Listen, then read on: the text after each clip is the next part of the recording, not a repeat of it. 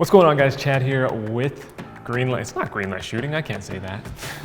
What's going on, guys? Chad here, and welcome back to another video. So today we're talking about concealed carry holsters. Now, I've been getting a ton of requests, even just from friends, on which holster to get, which gun to get, how to carry, things like this. You know, with all the global pandemic, with all the panic that was happening over the past however many months, 6 months, 8 months, people have really been looking into getting their first gun, getting their first concealed carry gun, and therefore getting their first concealed carry holster. So it's impossible to tell you what the best concealed carry holster is, because the fact of the matter is everybody's body's different, everybody's preferences are different, and there's so many variables. That being said, I can give you some things that I look for in a good concealed carry holster, and hopefully it'll help you to make a more informed choice when looking for a holster. With all that said, let's just dive into it. I think there's like 3 or 4 points that I want to get into here, and yeah. So first up is comfort, and that is by far king for me. I prioritize comfort over everything, because at the end of the day, if it's not comfortable, I'm not gonna wear it. And in reality, this is something that, you know, we conceal carry for a worst case scenario.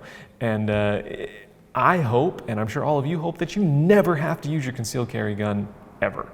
So if it's not comfortable, it's really easy to say, I'm just gonna leave it at home today.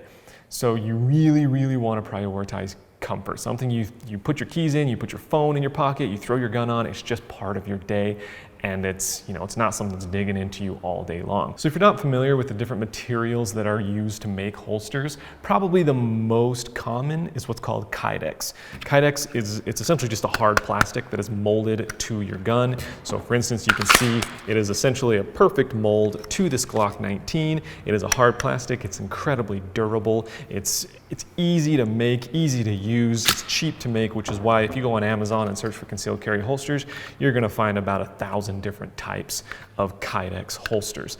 There are pros and cons. Like I said, they're very durable, they're light, they're easy to use. The downside is they're not the most comfortable thing in the world, unless you're getting a really, really high-end Kydex holster. But for me, they just dig into my side too much. Like if this is going up against my skin, or even if I have an undershirt and then this is going on that, this just, I can't do it, man. It digs into me too much, and I just end up not wearing Kydex holsters. So the next type of material is leather, and I thought I brought one, but I guess I didn't. But essentially, it's just an entire leather. There's some that are just essentially ovals of leather that you put your gun in, some that are molded to the firearm. Not all holsters and not all materials of those holsters are made equal, but for the most part, leather is sort of leather. It's comfortable usually. It doesn't breathe the best, and a lot of times you won't get the same retention out of pure leather. Like your gun won't snap into place and stay there unless you pull some force. So a lot of times they'll have extra things like a loop that comes over the gun and snaps into place. Just one more thing to think about that I don't love.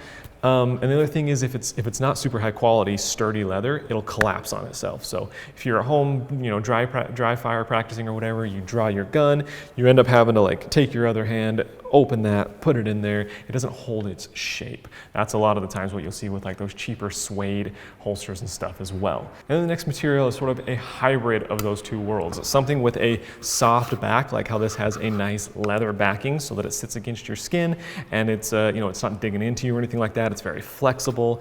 And then the front here is actually a shell of Kydex, and then they just connect here with screws. What's nice about that is that Kydex actually clicks this gun into place. There's a solid amount of retention, which requires me to really pull this gun. It's holding its shape really well. It's durable because of this. I can beat this up all day long. The leather is nice against my skin. So personally, I'm always going to choose one of those hybrid style holsters. This one is made by Crossbreed. Crossbreed is leather and Kydex. There's also other companies that do things like this, which is like a neoprene mesh, and then they also hook it up with a Kydex front. Now, just keep in mind, like anything, not all hybrid holsters are made equal. So, for instance, like I said, you saw this holster. This is another sort of hybrid holster with a leather backing and a Kydex front, but that Kydex shell you know, it's just not made to the same material specs, and certainly not the same features. We'll talk about that in a little bit, but there's just, you get what you pay for a lot of times with holsters, and it's certainly true in this case. That kind of gives you an idea of what to look for materials. Like I said, I personally am always going to go with some sort of a hybrid option of those materials. Moving on, the next thing to consider is how you want to carry. That is where you want to carry on your waist. So starting out, we're talking about concealed carry, but you can still carry outside the pant if you want, especially in cold weather. If you're wearing a big coat or something like that, it's much easier to conceal like that. So for instance, this holster has belt loops right here. So this belt is actually going to go through right here, and then your gun is sitting right in that pocket, and that's on the outside of my pants, and then my flannel or my coat or whatever is just going to cover that gun and keep it concealed. It's obviously a lot more comfortable because it's on the outside of your pants. And yeah, I think that's the big draw to it. My downside is, what if it gets, you know, it's cold outside, so I'm wearing a big coat, but if I go inside, I want to take my coat off. Now I have to keep it on because it's covering my gun. There's a lot of different options to consider there, but for me, I don't usually go outside the pant if I'm planning on concealed carrying. So the next option is going to be inside the pant, which is going to be the rest of what we're talking about. And how I used to carry is what's called 4 or 5 o'clock, essentially right behind, like right above my back right pocket of my pants. I'm right-handed, and it's comfortable because it's sort of, it's laying against your back, and when you go to sit down and things like that, it's, you know, it's bending with your back, so there's nothing like creasing up against it or anything like that. It's really never digging into your body.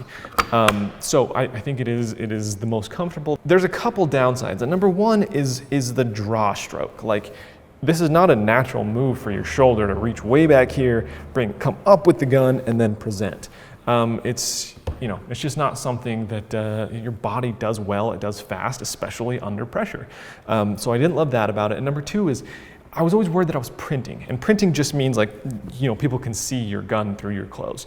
I was worried that I was printing, and you can't look to see if you are or not. So I'm just always worried about it when it's on my back somewhere. I did like it though, because the gun was never pointed at me. Now, we'll talk about that a little bit more in a minute, but essentially, you know, if the gun is on my back and I go to sit down or something like that, or bend over, the muzzle is always pointed away from my body, which is certainly obviously a big deal. And as a beginning shooter, it's a real big peace of mind that I always enjoyed. That's why I carry back there. Now let's touch on small of the back. A lot of people carry small of the back. Like a right-hander will get a left-handed holster, and they'll put it small of the back because, you know, you have that divot in the small of your back that lets you carry bigger guns. It's more comfortable. Especially, I find that bigger guys like carrying back there. Guys that ride motorcycles like carrying back there for obvious reasons. And I think it's a fine option because comfort, like I said, is king. That being said, there are a couple things to consider. Number one is the draw. Once again, so if I'm going to draw a gun from back here, I'm going to be pulling this way. If it's the small of my back, it's like a left-handed holster, so the gun's here rather than here, which is a lot more natural of a draw. However, if I'm in a stressful situation, I'm trying to pull my gun as fast as I can, and I need to pull that trigger, I might be pulling that trigger here, here, here, here, here until I'm on target. Look at a lot of studies, and that kind of thing happens a lot. And what's scary is if you're drawing from back here, it's real easy for me to muzzle myself as I'm coming across my body to a draw. It takes a lot of practice to come around this way, and then I'm kind of having to, take that extra time to turn the gun, get on target, whatever. And in a stressful situation, I don't know that I'm going to do that. So that's my big qualm with lower back carrying. Now, last but not least is going to be an appendix carry. So that's essentially just right in the front here. There are tons of pros and cons to that as well. For me, I have found to enjoy appendix carrying for a couple of reasons. Number one, I find that once you get used to it, it's probably the most comfortable. When you're sitting down, granted, it's sort of a flat stomach game. You have to have somewhat of a flat stomach to carry right there.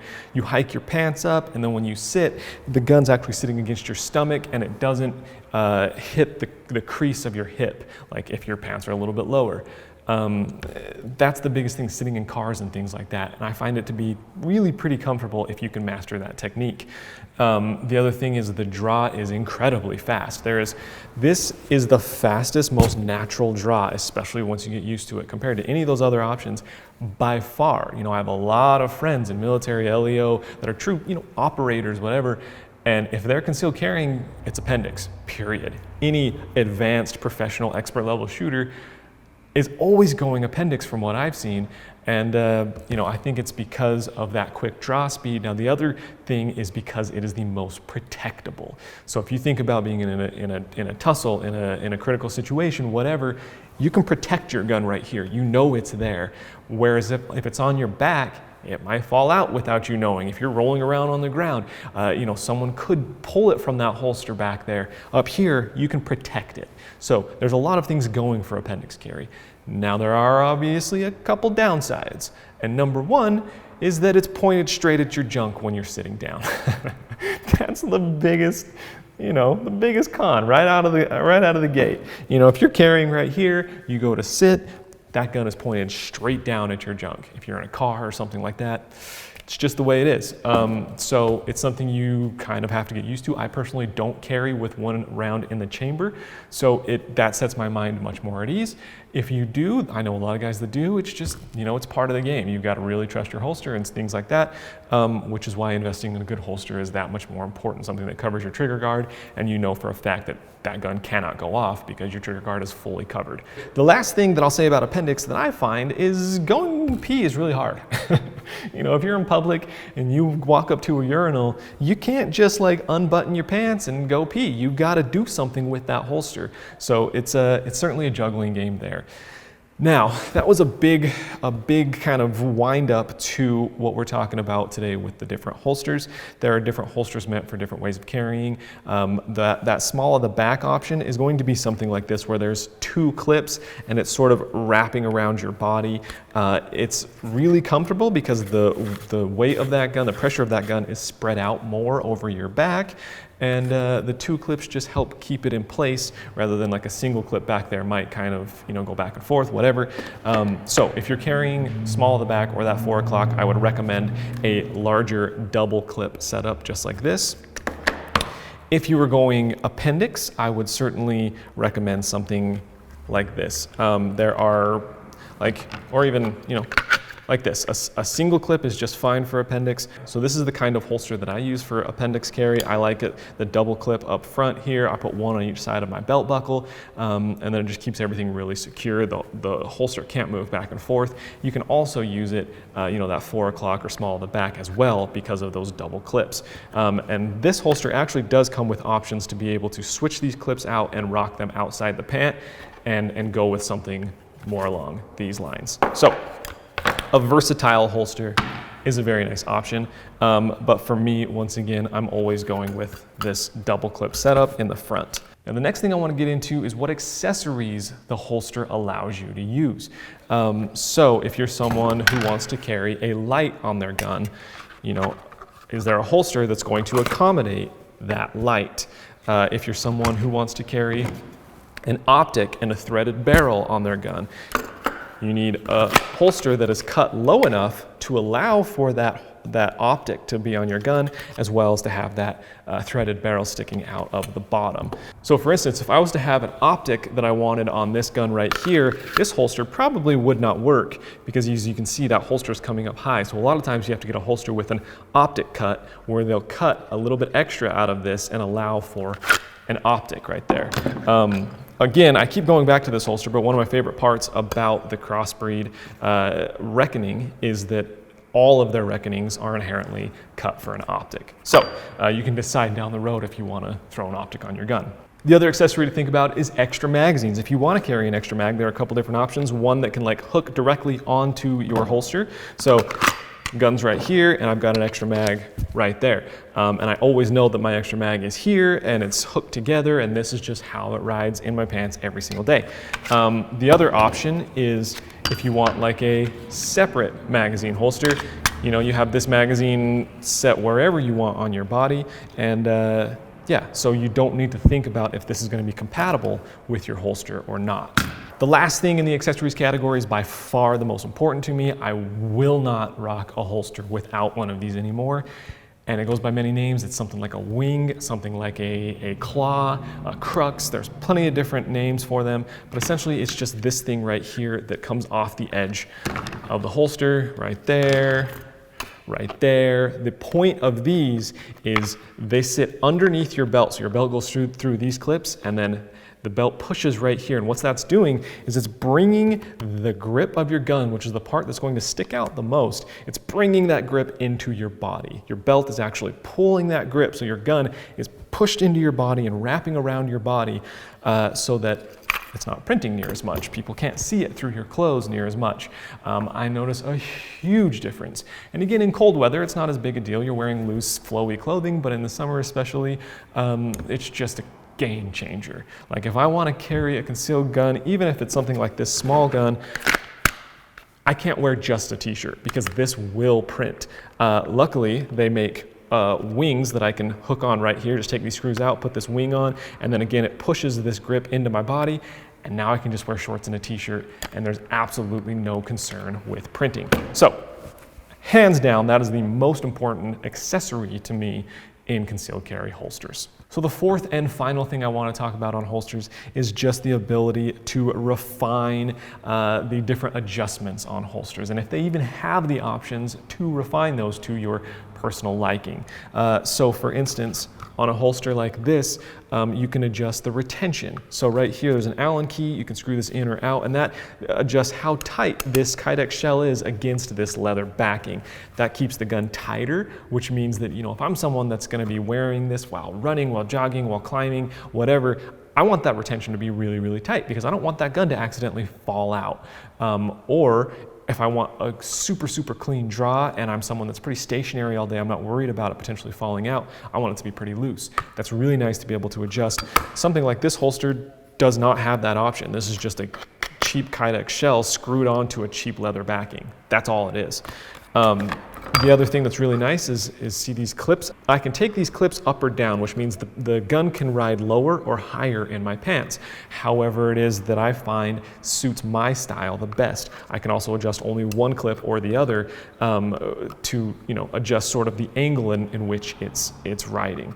And then in a holster like this, you can see with this single clip, maybe I want the gun to be tilted forward. I like the gun to be tilted forward, especially if I'm carrying back here, because that helps me bring the gun to draw the gun quicker and easier. So with a single clip like this, I can loosen this top screw. I can adjust that. So now my belt's here, my gun is now facing forward and allows for me to adjust the cant of my weapon, the angle in which it's sitting in my pants. So in my opinion, those things really set it off from just a piece of leather and a piece of Kydex slapped together to a true holster. You're adjusting ride height depth, you're adjusting angle of the carry, and you're also adjusting retention, how tight that gun is in that holster. So I hope I gave you a lot of good things to think about. I know the video was pretty long, but I wanted to get you guys all the information, especially if you're just getting into this, man. It's a big decision, I get that. Go out there, find a good holster to start with, and over time you're gonna find things that you like and don't like about it, and you'll be able to make your own decision. But I hope that I'm allowing you to make a more informed first decision. Now, as I said, the holster that I'm using personally every single day is this guy right here. This is a Crossbreed Reckoning. I will have a link for it down in the description below. It's one that I've carried for probably the last, I don't know, 2 years now. And obviously I have a lot of holsters. A lot of companies send me holsters, and this is always the one that I come back to. I like the soft leather, as I mentioned. I like the Kydex. I like how I have all these different options to adjust it. I like how I can get the wing on here. I like how I can attach an extra mag if I want to. And I like how it's optic cut. And so when it's something like this with a bigger gun, I have to have this big wing, so that's pulling into my body. I also like the modularity of the clips, allowing me to carry appendix, 4 o'clock, outside the pant, whatever I want. So this is 100% what I would recommend for a holster. So as I mentioned, that link will be down in the video description below. I hope this video helped you out. If it did, hit that thumbs up button. Subscribe if you were down for the ride. Next week, I am going somewhere to film some super dope videos for you guys. So it might be probably 2 weeks until the next video is out, but I promise the wait will be worth it. Yeah, that's the right way to word that. Anyways, I'll see you guys then. Thank you so much for watching. Peace out.